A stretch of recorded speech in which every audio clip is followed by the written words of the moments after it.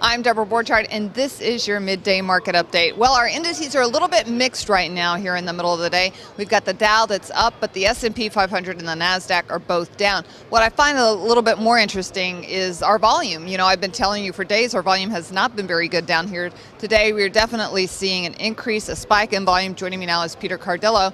He is from Rockwell.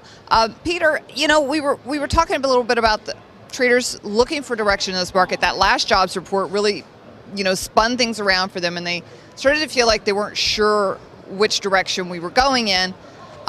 What are your thoughts on that report?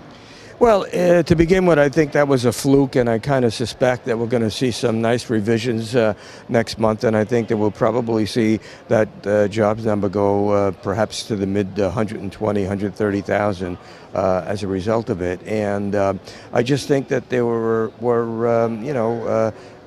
several factors that didn't really pan out for the jobs number as a whole. And I think one of the biggest ones was obviously meteorological problems and, of course, seasonal factors as well. But, if you look back and you look at all the economic data that we got prior to that, I mean, that number should have been in excess of about 225,000. And certainly it was a shocker and a surprise. But again, I don't think it really changes the trend of the labor market. I think the labor market is improving. I think it will improve, and I'm sticking. And today's volume?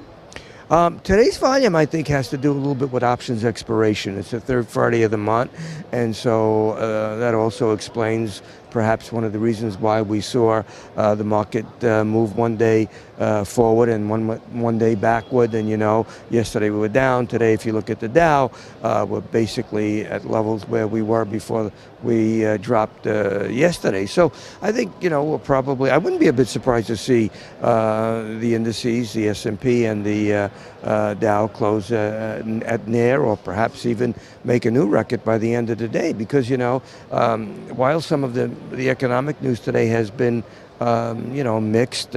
Obviously, we did see consumer sentiment come down, but still pretty much up there. And we didn't really crash; we just didn't meet expectations. But if you look at the earnings, again, so far since the beginning of the earnings season, we have maybe about 25, 28 companies that have reported. I'm talking about companies of large capitalizations during the week, and it's been rather mixed. But the quality of earnings is improving. So with that, I think this earnings season will turn out to be okay, and we'll see better quality of earnings. And I think that's what really investors are looking for. All right, well, we got a lot of optimism coming out of Peter. That's Peter Cardillo from Rockwell, and I'm Deborah Borchardt with The Street.